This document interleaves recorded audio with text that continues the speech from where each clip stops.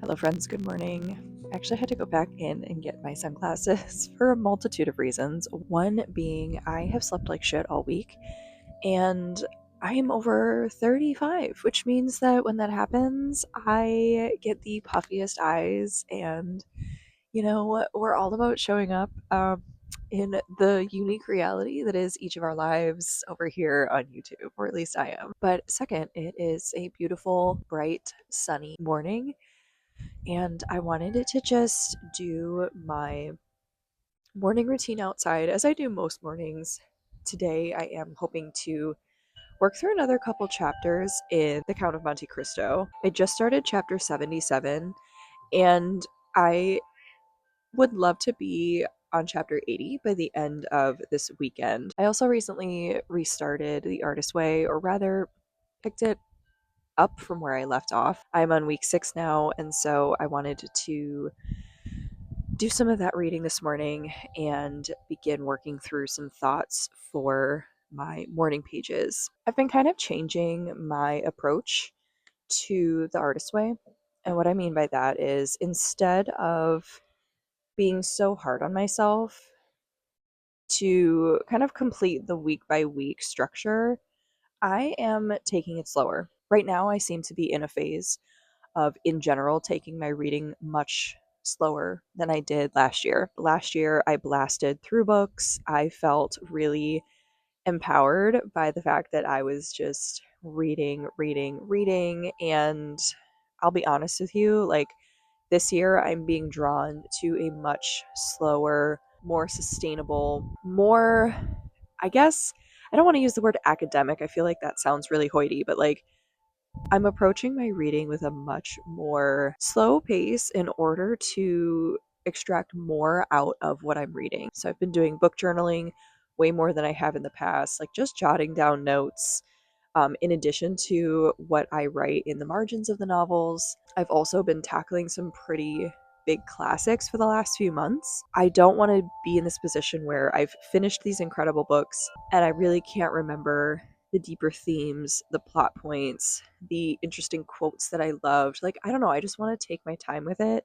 And so as a result, I've been finishing less books. And there is this weird, like, performative guilt that has come out of that in a way that I don't love and really want to, I guess, just journal in my morning pages and kind of talk about. I feel like I need to write a Substack article about this as well because it's just been something I'm thinking about a lot as I've kind of switched from making primarily short form content, which like TikTok used to be my main platform. And then something happened at the beginning of the year where I just wanted to, like I said, I just wanted to slow down with what I was reading. And that's really hard to do and make short form content that kind of fuels this churn and burn pace with reading. And personally, that's not how I like to approach reading. And so if I'm not making 7+ videos for TikTok each week, that allows me to sit with a thicker classic like The Count of Monte Cristo, like East of Eden. I eventually want to read Middlemarch. I started Middlemarch last year. I got a couple chapters in and just was like, this is slowing down my reading, and I just put it down. Like, that's insane. I should not be basing my reading based on just like solely making content about it. I do enjoy doing that. I enjoy sharing what I love and glean from the books I'm reading. But I'm shifting from just like reading a lot into being a more intentional reader. And that's just something I've personally been going through.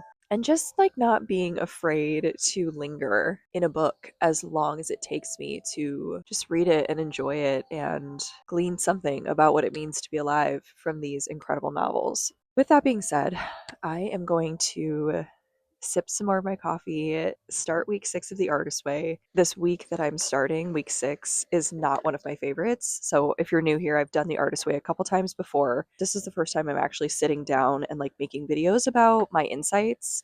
I'm also writing in-depth articles about each week on Substack. If you are more of a Substack user, week 6 is all about recovering a sense of abundance, and we are going to look at our relationship and our ideas around money. That is always an uncomfortable subject for me to sit in.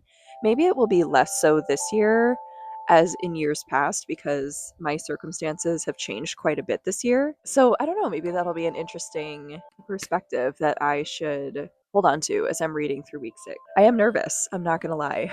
Yeah, slowing down my process with the artist way, slowing down my process with reading, that is kind of the priority and the focus for me over the next several months. I'm also feeling that itch to create a personal curriculum again, like I did last fall. Let me know if that's something you would find interesting, just like hearing about how I put a personal curriculum together. I can absolutely do a video series about that too. So, all right, folks, I'm going to get to it.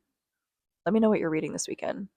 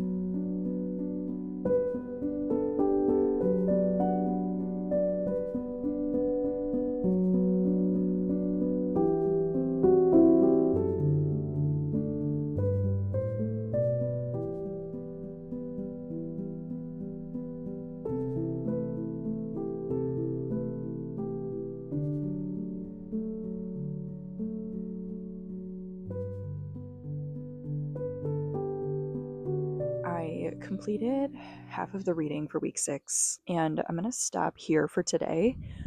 I don't know, it's interesting. Something has changed even from the 15 minutes ago when I recorded the intro to this video. Again, week 6 is about recovering that sense of abundance, looking at your relationship with how God disperses money, or like your relationship to money and abundance. At the beginning of the reading, I was kind of approaching it with that like cynicism of, this source, God, is not just going to hand me whatever I need to be creative and blah blah blah, and like just really down on the chapter and like already going into it with certain assumptions. But then I want to read you a section that changed my mind, because essentially Julia Cameron is trying to convince us that these beliefs are limiting and that they are actually sabotaging our access to the resources we do need to pursue our creative endeavors, our art, whatever it is that we're pursuing. And so, on the one hand, we give lip service to the notion that God wants us to be happy, joyous, and free. On the other hand, we secretly think that God wants us to be broke if we are going to be so decadent as to want to be artists. But do we have any proof at all for these ideas about God? And I jotted a note in the margins after I thought about that question. And I said, actually, no.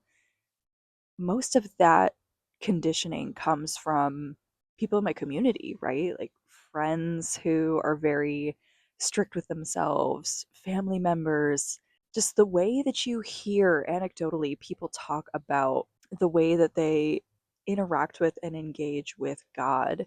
Then she says this: looking at God's creation, it is pretty clear that the Creator itself did not know when to stop. There was not one pink flower or even 50 pink flowers, but hundreds. Snowflakes, of course, are the ultimate exercise in sheer creative glee.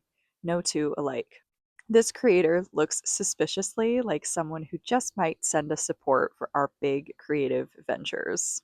And I have to be honest with you, when I read that, I kind of begin to feel like some of those like scales were falling off of my eyes, if you will. And I got this like giddy excitement. I never considered that before. I can look around at creation and see the multitude of species for butterflies alone, for trees, and use that as that like kernel of evidence to begin believing in the possibility of a creator that does want me to engage in and pursue, like she says, my creative ventures.